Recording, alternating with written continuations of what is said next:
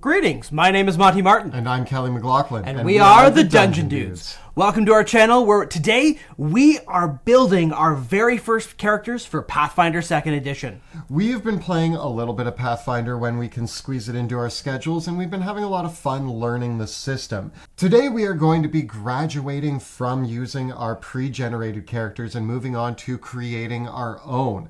Monty and I have been having a lot of fun with the possibilities available in Pathfinder and are excited to dive in. Building a character in Pathfinder 2nd Edition is a pretty streamlined process, but there's lots of options and many selections that you have to make at every step of the way, from choosing your ancestry, background, and your class, loading that up with all the amazing feats and other options that you can choose along the way, and then equipping your character to be ready for your first adventure. And while the core rulebook, as well as all the various online resources, do walk you through this very, very well, there is one resource that we're super excited to partner with on this video today as we make our first characters. Today's video is sponsored by Demiplane. Demiplane is a website that has access to a ton of different TTRPGs that allows you to create characters, access the books, and all of the rule sets available for those TTRPGs. Most notably for this video, they have the entire catalog of Pathfinder 2nd Edition available and a really great streamlined character creation tool that we're going to be looking at today. The amazing team at Demiplane has given Kelly and I full access to the complete compendium and the new character builder beta that they have in their Pathfinder Nexus. So we're going to log on to Demiplane and use their tools to build our very first Pathfinder characters. And best of all, we're going to be showing you all of the steps we're taking to build these characters. So whether you're brand new to Pathfinder or experienced and just looking at the new systems available in Demiplane, you should be able to follow along with us and learn a lot about Demiplane, Pathfinder, and what building a character looks like. There's a lot to look at today, so let's get rolling. But before we get into the nuts and bolts of the mechanics of building our character, it's worth bearing in mind that character creation in role-playing games always begins with an idea or a character concept, the fantasy that you want to bring to life with the character that you're imagining. I think that for the sake of us diving into a brand new system, although I was excited by how many options there were, with my very first character, I felt like I wanted to go pretty traditional. Okay. And so I'm looking at my Dwarven Cleric. I think that they are an iconic choice. I played a cleric in my pre-generated game that we did, and I really enjoyed it. But I was wondering what different choices I would make if I was building one from the ground up. And so by building a cleric today, I'm hoping to do that direct comparison to what my experience with the pre-gen was and what I might look at if I'm building it from scratch. When we played through the beginner box, one of the things that impressed me as a game master was all the different ways that characters could use their skills, both in combat and out of combat, in Pathfinder 2nd Edition. I also really liked how that played out with the degrees of success and the 3-action economy that are the hallmarks of Pathfinder 2nd Edition. So for myself, I want to experience these mechanics front and center as a player, so I think I'm going to go rogue this time, because rogues in Pathfinder 2nd Edition, I've heard they do great damage, but not only that, they get so many skill proficiencies, and I'm really excited to play that kind of skill expert sort of character that has something to contribute in every sort of way and can really use their skills in inventive ways in the midst of combat. Whenever I get to go behind the other side of the DM screen, I tend to be one of those, not shall we say, problem characters, but definitely troublemakers, that I like to engage with the environment. I like to find ways to sneak around the encounters. I like to find ways to set up ambushes and think of things in non-linear ways. My first question to a game master is almost always, what's on the roof? So I want to play a character that's going to be fast, it's going to be able to climb around, engage with all those sorts of things. That sounds awesome. So we have our dwarf and our elf, our cleric and our rogue. Let's see what this looks like when we open up Demiplane and start taking a look at how to build a character. All right, so here we are on Demiplane, and we can head over to the Pathfinder Nexus to begin. Both of us have got our accounts set up. Once again, a big thank you to the Demiplane team for getting this up and rolling for us. And we're going to dive right in here I already like that along the top you see a ton of the RPGs that are available in Demiplane. A lot of great hits in there. I know. We're both really looking forward to Avatar as well as the Alien RPG Absolutely. coming on here. So I'm going to hit create a character to make our first character, and we can choose Pathfinder right there. It's going to load on up. Right away when it loads up, we get our character builder getting started screen. And you'll see on the left-hand side here that we have getting started, ancestry, background, and class. Step by step, it's going to take us through that. But first, with getting started, we got to pick a name, we got to pick a portrait, we got to decide what level we are. We're going to be building level 1 characters today. Yeah. And I like that it says your names have power. So let's give them a name. I'm going to be Yorick Nightstep. I generally choose a Shakespearean character name for all my D&D characters, usually. So, alas, poor Yorick. Hopefully, we will know him well.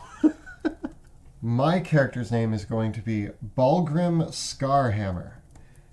It's a good dwarven name, right? Yeah. So I might upload my own portrait later, but for now, I'm just going to choose one of these. This looks particularly roguey. So if you're like us and you're generating your very first Pathfinder character, one of the really important things in Pathfinder 2nd Edition's character generation is how we're going to generate ability scores. Because unlike in other games, we're not going to be using point buy or we're not going to be rolling for our stats.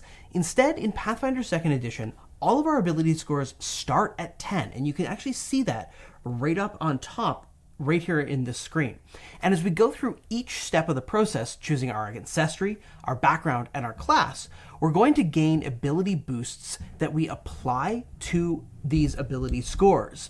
And so we're going to be able to build our character up step by step, seeing how all of our choices, from our character's biology to their background to the way they specialize, are going to inform the person that they are at first level. And of course, as we level up, we're going to be able to boost our ability scores quite a lot more too.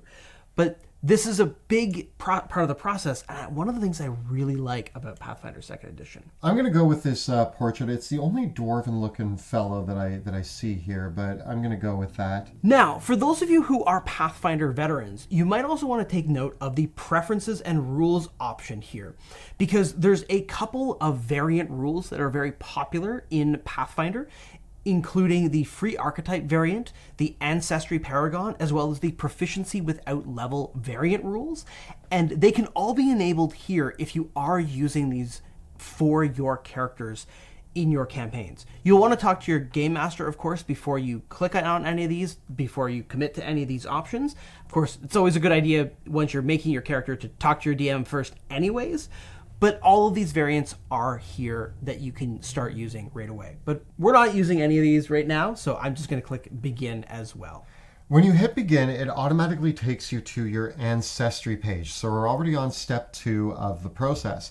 And we get our list of ancestries. You can also search for what ancestry you want. You might need to, because there's a lot. That's one thing that is actually so cool about Pathfinder, is as you look through it, there are so many choices. I was tempted to play a ratling, but I'm not going to. I'm going to hold off on that temptation, and I'm going to go with my plan of playing a dwarf.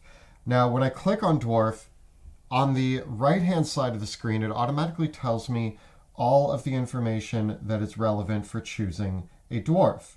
It also gives me ideas on names, some sample names, languages, gives me my dwarf special abilities, and a little bit of history about the dwarf as well as the mechanical features that I'm going to be incorporating when I click Select Dwarf, which I'm going to do now.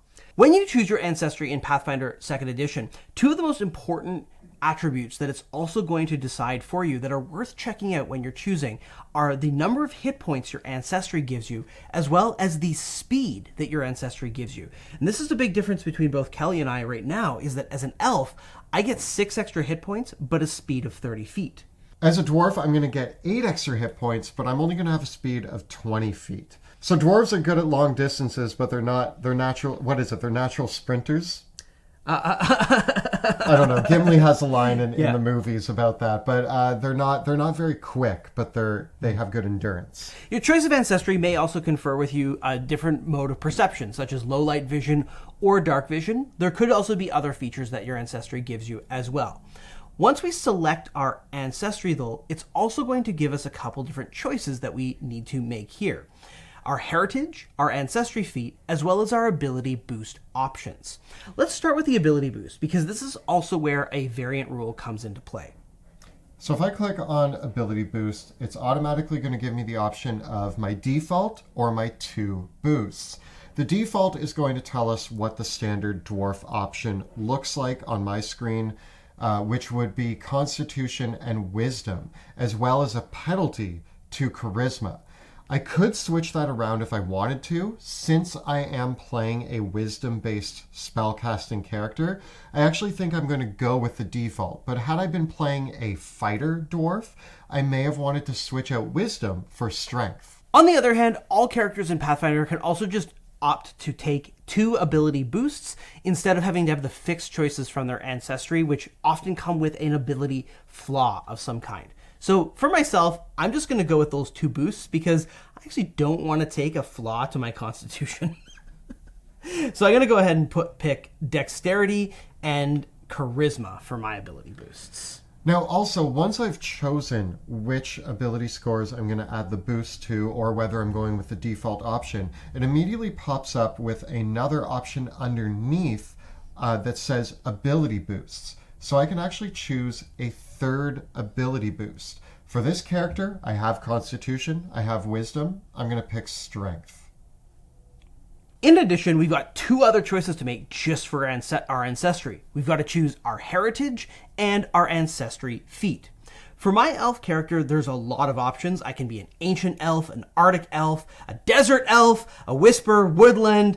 There's a lot of different heritages here. Oh wow, there's even a whole extra page for elves. I want Dark Vision for my character, so I'm going to go with the Cavern Elf for myself. I will note that if you wanted to learn more about any of the heritages, there's the little arrows off to the side that you can actually click to read what you're going to get by picking that heritage. Now, obviously, this is a lot of reading to go through. The dwarves also have 2 pages available. A lot of options here, but I think I'm just going to go with probably a Forged Dwarf. It just sounds like, that's pretty typical. And a little bit of fire resistance never hurt anybody, so let's go ahead and pick that. In addition to the Heritage, we also get to choose our Ancestry feat.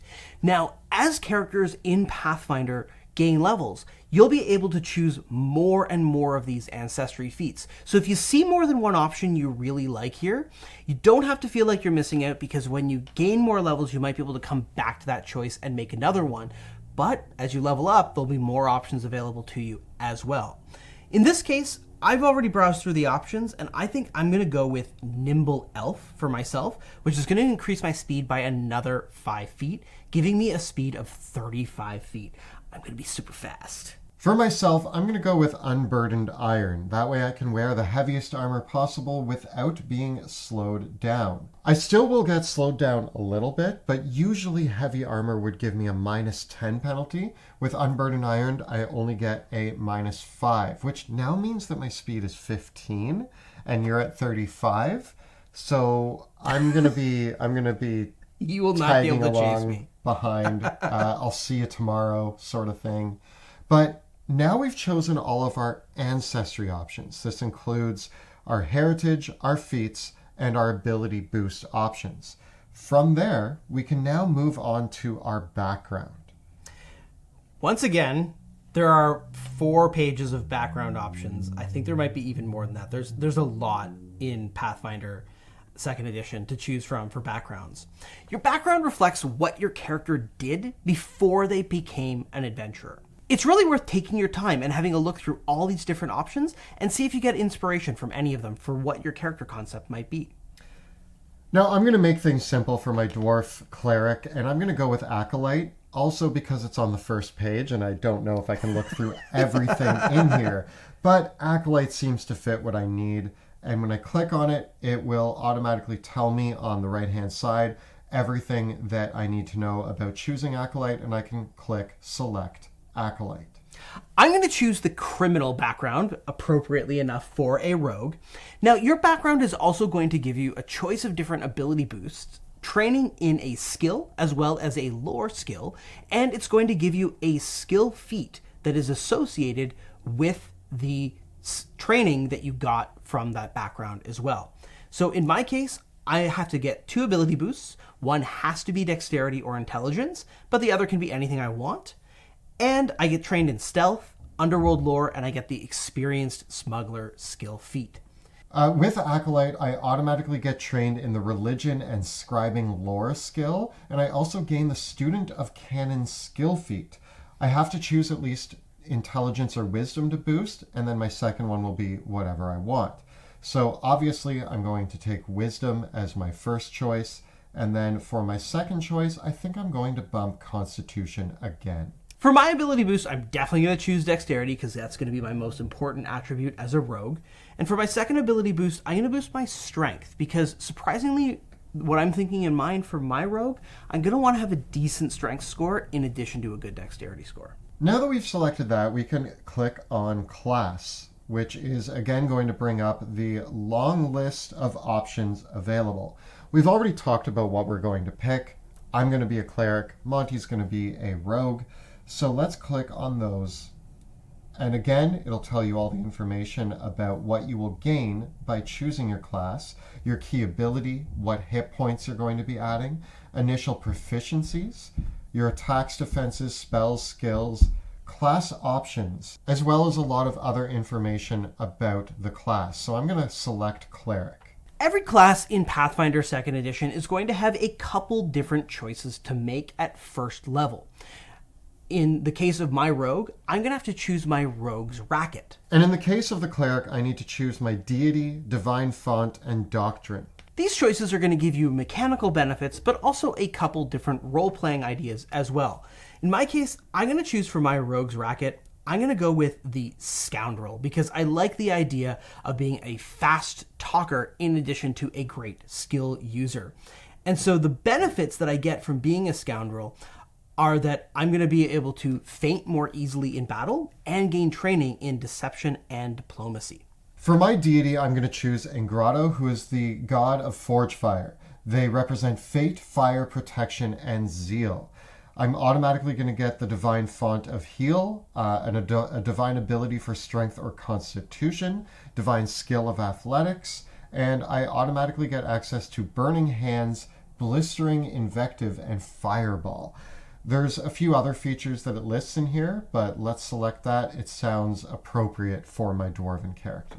For my doctrine, I have the choice of a cloistered cleric or a war priest. I think the obvious answer for me here is to be a war priest. I've spent time on the battlefield. I'm a battlefield medic, and I smash people's face in with a mace sometimes. So let's go with war priest. So at this point, we want to do our class ability boosts.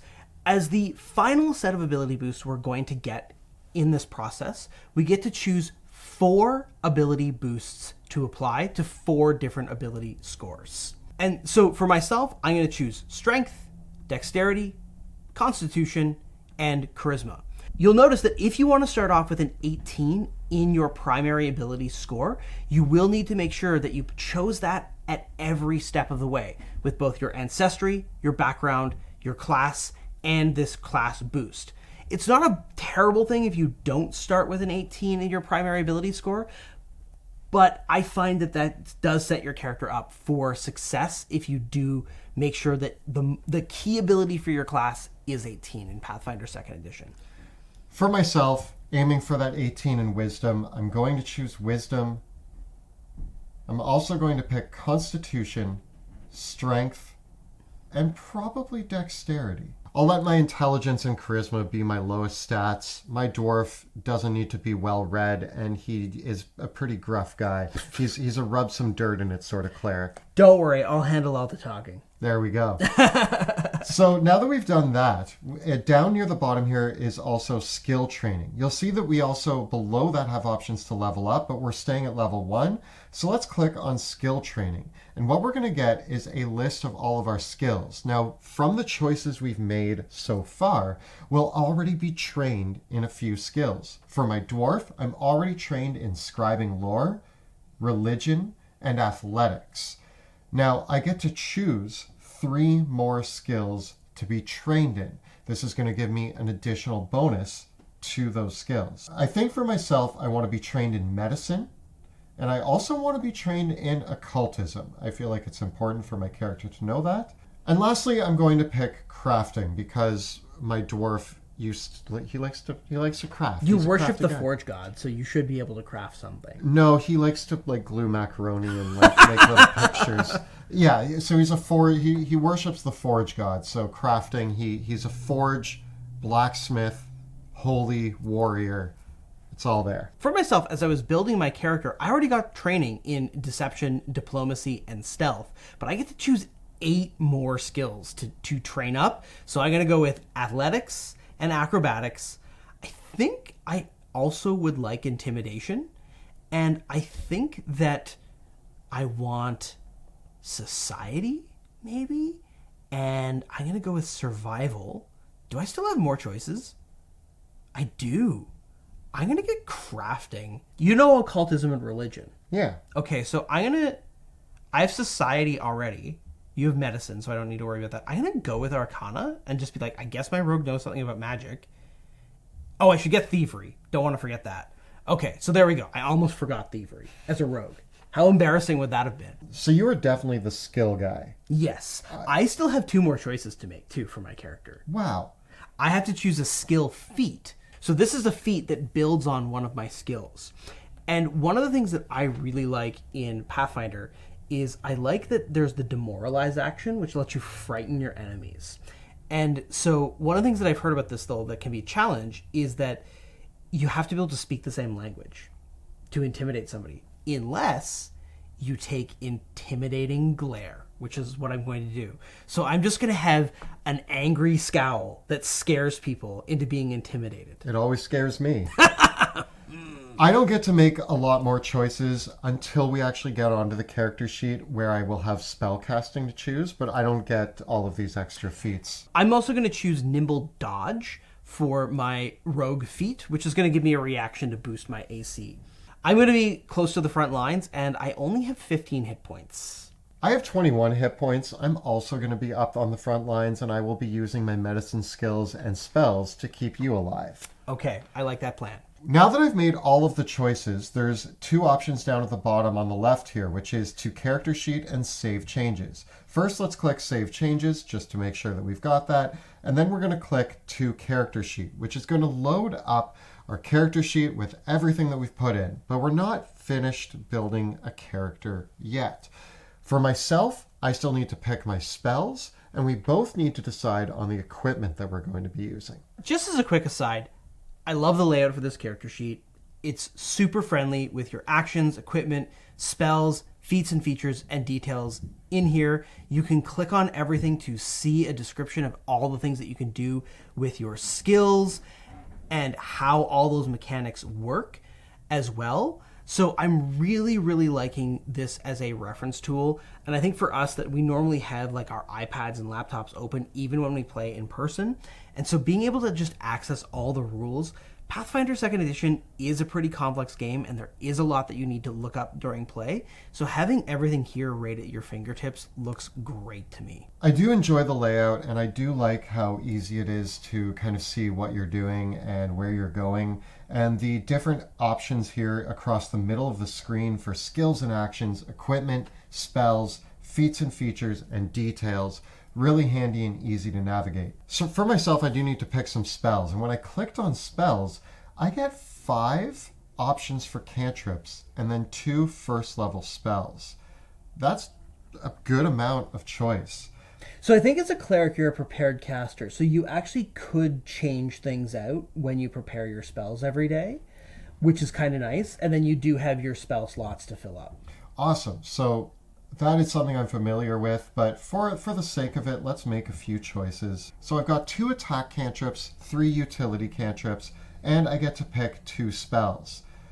I'm going to rely on my cantrips at first level for attacking, and what I'm actually going to do for the sake of spells is I'm going to take Bless to boost my party up. The heal spell would be a prime choice, but I already get that from my Divine Font. I actually can choose between harm or heal.